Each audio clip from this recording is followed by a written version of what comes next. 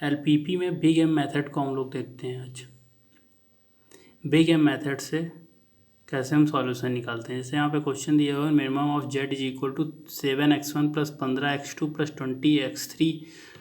ठीक है, subjected to conditions क्या है, 2x1 plus 4x2 plus 6x3 greater than equal to 24, 3x1 plus 9x2 plus 6x3 greater than equal to 30, जहाँ x1 x2 तो x3 greater than equal to 0 है। हमारे पास ये question दिया हुआ है, हमें इसे बिग एम मेथड से सॉल्व करना है। ये एक मिनिमाइजेशन प्रॉब्लम है।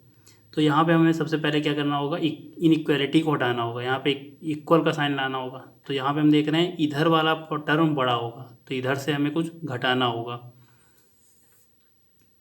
लेट सपोज हमने उसको -s1 से घटा दिया, तो इक्वालिटी का साइन जब भी -s आता है तो उसके साथ +a जरूर आ जाता है। अगर +s होता तो a नहीं आता। यहाँ पे -s आया, इसलिए उसके साथ एक आर्टिफिशियल वेरिएबल a1 लगा देते हैं, a1। फिर यहाँ पे क्या होगा, इधर वाला टर्म बड़ा है, इधर वाला छोटा है, तो इधर वाले में से कुछ कम करना पड़ेगा। लेट सपोज वो -s2 कम कर दिया, प्लस जब भी -s आएगा तो फिर क्या करेंगे, +a लगा देंगे। तो यहाँ +a2 लगा दिया सपोज। अब ये सारे वेरिएबल्स हमारे क्या हैं, ग्रेटर देन और इक्वल टू 0 होंगे। अब हम टेबल बनाना स्टार्ट करते हैं। सबसे पहले क्या करेंगे, BCB XP x1 x2 x3 s1 s2 a1 a2। ठीक है, ये लिखते हैं। तो यहाँ ये वाला जितना भी है, ये वाला टर्म और जो ऊपर वाली लाइन है, जो ऊपर वाला रो है, वो हमारा किससे फिल हो जाता है, जो ये मिनिमाइजेशन प्रॉब्लम का स्टेटमेंट है उससे हमारा फिल हो जाएगा। यहाँ B क्या है, बेसिक वेरिएबल, CB क्या है, कोफिशिएंट ऑफ बेसिक वेरिएबल। यहाँ पे बेसिक वेरिएबल, यहाँ पे a1 a2 यहाँ पे लिखा, उसके कोफिशिएंट यहाँ क्या होंगे। अब यहाँ पे इसको जो मिनिमाइजेशन जेड है वहाँ क्या है, स्टार्टिंग में हमारे पास कितना दिया हुआ है, 7x1 plus 15x2 plus 20x3। तो यहाँ पे s1 s2 का कोई कोफिशिएंट नहीं है, +0 s1 लगा देते हैं, +0 s2, प्लस ए के टर्म भी यहाँ पे लिखते हैं, +ma1 प्लस ma2। यहाँ पे इतना लिख दिया। अब इससे हम यहाँ की टेबल की फिलिंग करते हैं। तो a1 का कोफिशिएंट यहाँ क्या है, m है, a2 का क्या है, m है। cj क्या होगा, यहाँ पे x1 का कोफिशिएंट क्या है, 7, x2 का 15, x3 का 20, s1 का 0, s2 का 0, a1 का m, a2 का m। इतना हमने जो है ये 3 फिलिंग जो हैं हम लोगों ने 2 कॉलम और 1 रो जो है वो किससे फिलिंग की है, जो ऊपर वाला जो स्टेटमेंट है उससे कर देते हैं। बाकी का जो जितना पार्ट ये मैट्रिक्स बची, तो वो जो है वो सब्जेक्टेड टू कंडीशन STC से हमारा ये फिल हो जाता है। XB क्या है, यहाँ 24 है। दूसरी इक्वेशन में क्या है, 30 है। यहाँ पे 24 और 30 लिखा। x1 का कोफिशिएंट यहाँ क्या है, 2, x2 का 4, x3 का 6, s1 का -1, s2 का 0, a1 का 1, a2 का 0। इसी तरीके से सेकेंड इक्वेशन जो हमारी है उसमें 30 है ये XB, और x1 का कोफिशिएंट 3, x2 का 9, x3 का 6, s1 का 0, s2 का -1, a1 का 0 और a2 का 1। यहाँ पे इतनी एंट्री हम लोगों ने फिल कर ली। अब क्या करना होगा,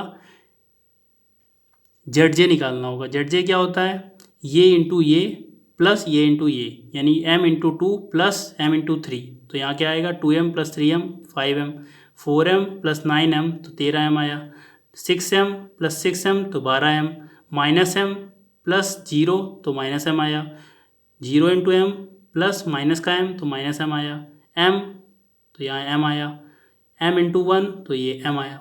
उसके बाद CJ माइनस ZJ करते हैं। CJ ये हमारा, ZJ ये, तो 7 minus 5m, 15 minus 13m, 20 minus 12m, 0 minus का माइनस का m तो m यहाँ पे आया, और उसके बाद 0 माइनस का फिर माइनस m है तो प्लस m आया, m minus m 0, m minus m 0। तो यहाँ पे अब फिर क्या करते हैं, जब इतनी एंट्री हमारी फिल हो गई तो उसके बाद क्योंकि यहाँ पे मिनिमाइजेशन वाली प्रॉब्लम है तो वहाँ पे मैक्सिमम निगेटिव देखेंगे। CJ माइनस ZJ कौन सा, बिग M मेथड है, यानी M की वैल्यू बहुत बड़ी है। तो यहाँ पे इसमें अगर हम देखते हैं तो मैक्स निगेटिव क्या है, मिनिमाइजेशन प्रॉब्लम है तो मैक्सिमम निगेटिव देखते हैं। मोस्ट निगेटिव इसमें से क्या आ रहा है, CJ माइनस ZJ में 15 माइनस 13m हो जाएगा। ठीक है, तो मोस्ट नेगेटिव तो हमारा ये की कॉलम हो गया। अब की एलिमेंट के लिए हमें की रो और ढूंढनी होगी, वही चीज़ करते हैं जैसे सिंपलेस्ट मेथड में किया था, minimum of x b upon x i करते हैं, यानी की कॉलम के जो एलिमेंट्स हैं उनको डिवाइड कर देते हैं, उनको एक्स बी बाई एक्स आई कर देते हैं।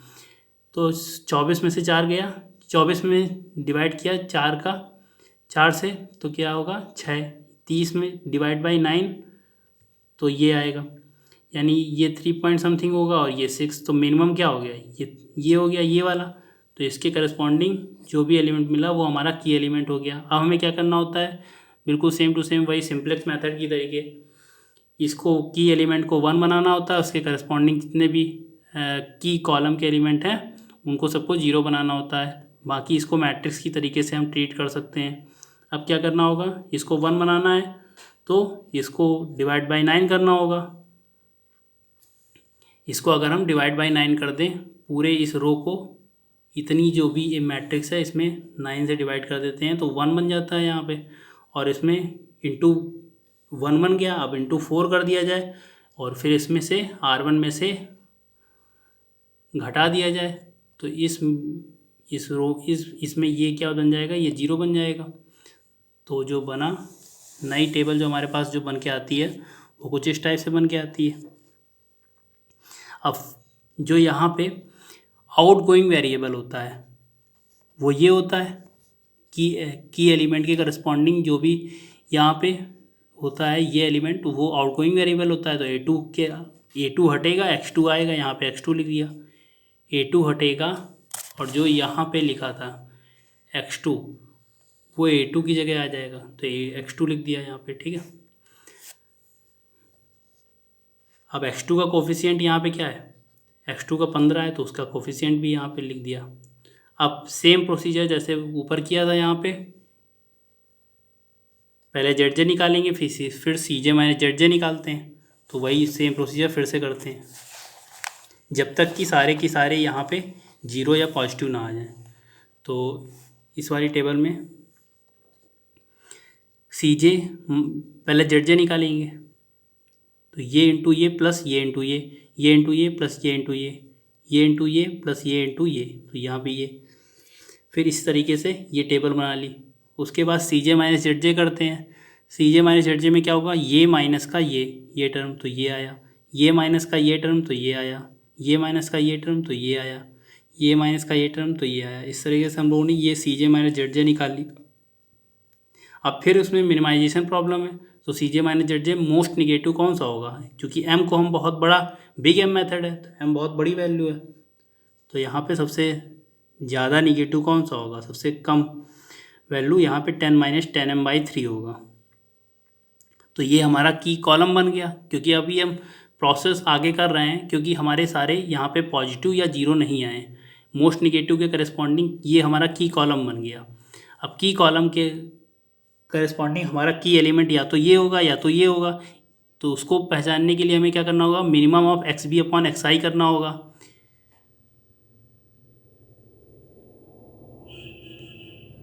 Minimum of x b upon x i करने के लिए क्या होगा, की कॉलम के एलिमेंट से डिवाइड कर देते हैं एक्स बी को, तो 32/3 डिवाइड बाई 10/3 यहाँ पे करेंगे तो 16/5 यहाँ पे ये आएगा, समथिंग 3 पॉइंट समथिंग आएगा।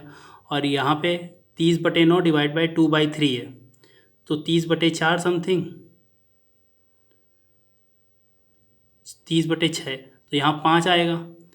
ये 3 पॉइंट समथिंग है और ये 5 है, तो मिनिमम क्या है, ये हो गया। तो हमारे पास की रो क्या हो गया, ये की कॉलम ये था, तो की एलिमेंट इसका इंटरसेक्शन पे ये मिल गया। अब इसे हमें क्या करना होता है, 1 बनाना होता है, बाकी करस्पॉन्डिंग कॉलम के जितने भी हो गए उनको सबको 0 बनाना होता है, तो इसको हमें 0 करना पड़ेगा। तो हम इसे एक मैट्रिक्स की तरीके ट्रीट कर सकते हैं। इसमें 3/10 का मल्टीप्लाई कर दें पहले, और उसके बाद 2/3 से मल्टीप्लाई करके इसमें इस रो में घटा दें, तो हमारा डिजायर्ड सॉल्यूशन आ जाएगा। तो जो नई टेबल बन के आती है, और हमारी आउटगोइंग वेरिएबल इस वाले में क्या होगी, A1 आउटगोइंग वेरिएबल होगी, उसकी जगह x3 वाला आ जाएगा, और x3 का कोफिशिएंट क्या है 20, यहाँ पे x3 लिखा जाएगा और यहाँ पे नई टेबल में 20 लिखा जाएगा। तो जो नई टेबल बन के आती है वो क्या बन के आती है, वो ये आती है।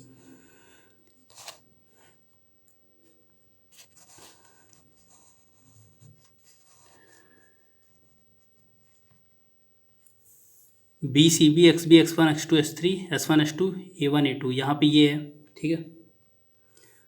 जो नई टेबल है उसमें आउटगोइंग वेरिएबल इधर A1 था, तो यहाँ पे इनकमिंग वेरिएबल यहाँ से क्या है x3, तो यहाँ x3 का ऑफिशिएंट 20 लिख दिया।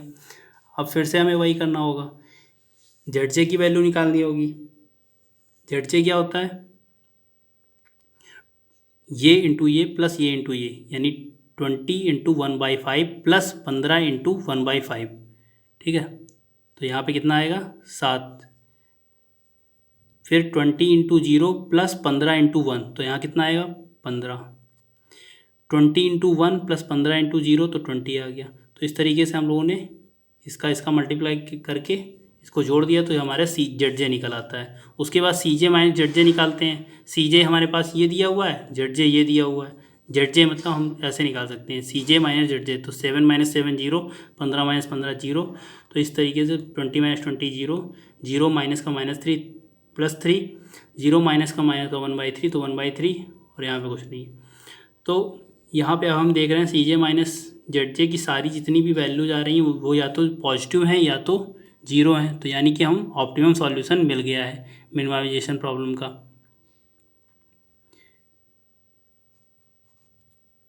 तो हमारी जो x2 की वैल्यू क्या आ गई, x2 की वैल्यू 6/5 होगी।